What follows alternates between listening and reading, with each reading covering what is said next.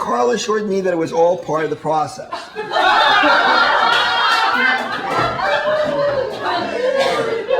See? There's something going on here. I'm scared. I don't know what it is. I'm scared. Process. You ruined the roof of my car. I'm scared. Is that what you do? What's happening? I'm really worried. Okay, about you, though. let's stop here. Now, you notice what Kimberly did. Your turn on Kimberly is that she's terrified. But it just said that she gasped. Gasping can be many different things. You can gasp in the presence of the most terrifying things or in the presence of something wonderful, right? It's just like gasping is like, can anybody gasp? Gasp. You were doing it. Right. But it can be a good thing or a bad thing. You can't really tell if something's bad because somebody gasps. Right? So you're gasping. It could be, yeah. We don't know. It's that weird thing. Is it a demon? Is it, what is going on here? But of course, Sandy's very worried. Well, yes, the shoe fell off. I don't know what's going to happen. Carl is not. So if we had a string, we would align Carla. We put a string between Carla and Kimberly.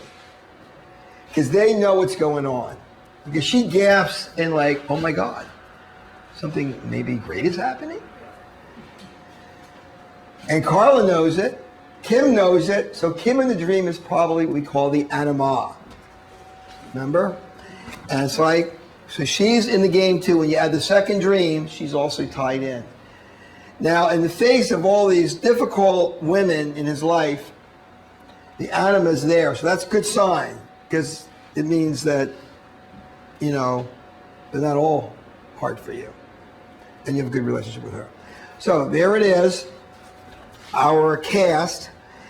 And then we get into the meat of the dream. This is just our cast of the dream. Now we get into the real storyline.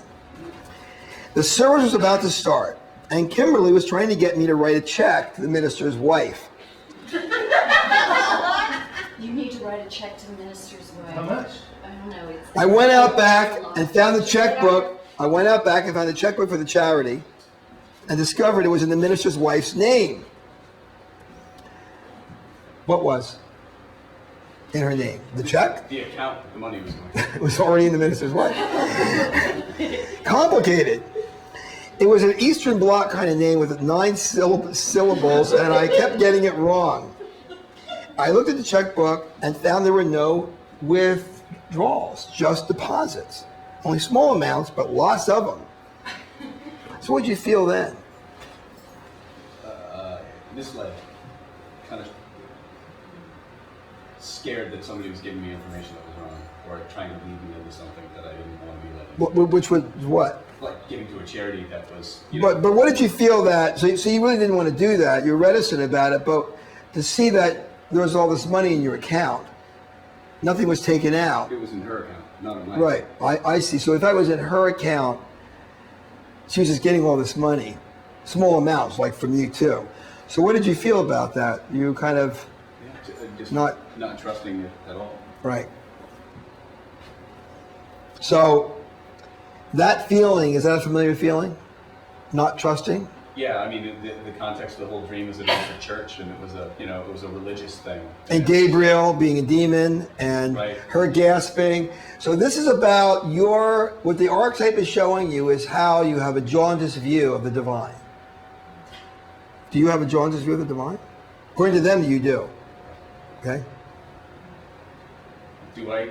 Oh, according to them, according to this dream, all these guys are actually good. Because being in your sports car, being in a car like that can be a sign of independence.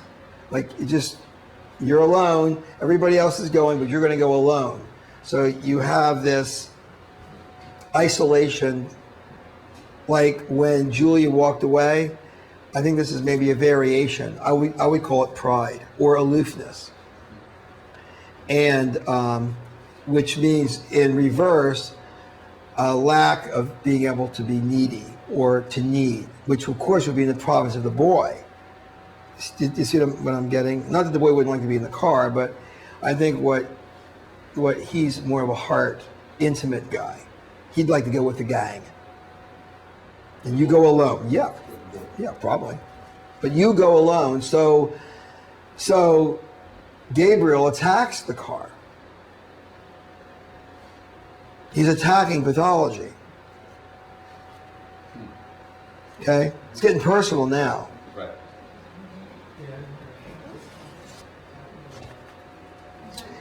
Attacking the, we didn't hear the word. Attacking the pathology, The pathology. which is the aloofness, the pride, independence, the reticence, which continues in that part.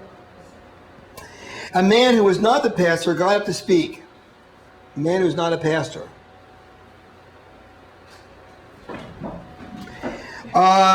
And we watched as the Holy Spirit came over him. So what was that for you?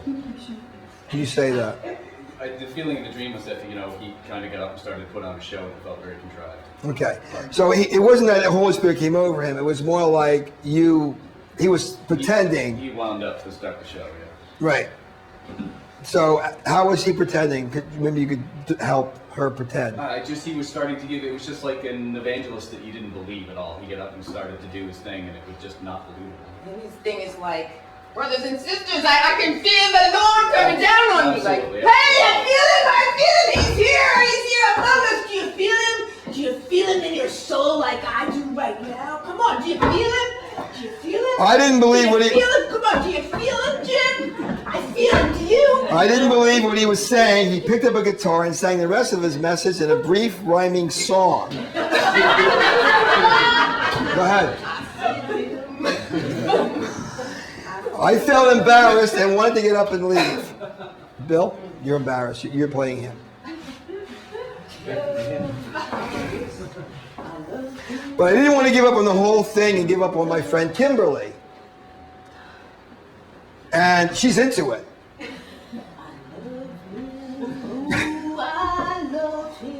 I was really worried what Dad was thinking. Where's Dad? Where's Dad? You're worried about your dad. Because why? Because I had invited him to, it felt like he was invited to come along and I thought he grew up a Baptist and wasn't going to believe any of the stuff this guy was saying. Right. And I was worried that Dad was thinking. Then the pastor got up to do his message. We need a pastor.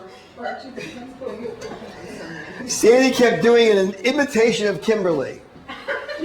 Sandy? Oh, what's she doing? And I was doing an imitation. Making fun of her enthusiasm. I was trying to stop her. Sorry, I didn't. Afraid that Kimberly would hear her.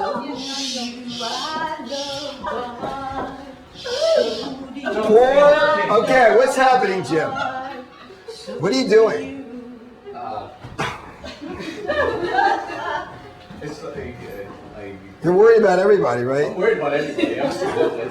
Worried what my dad's thinking. Worried that Kimberly invited me to go to this thing, and I know it means a bunch to her, and that like I said, she's someone that I had. And your sister's making fun of her now. Absolutely, and it's all about that religious undertext, or about how she was the person I said I'd sit and have discussions about Right.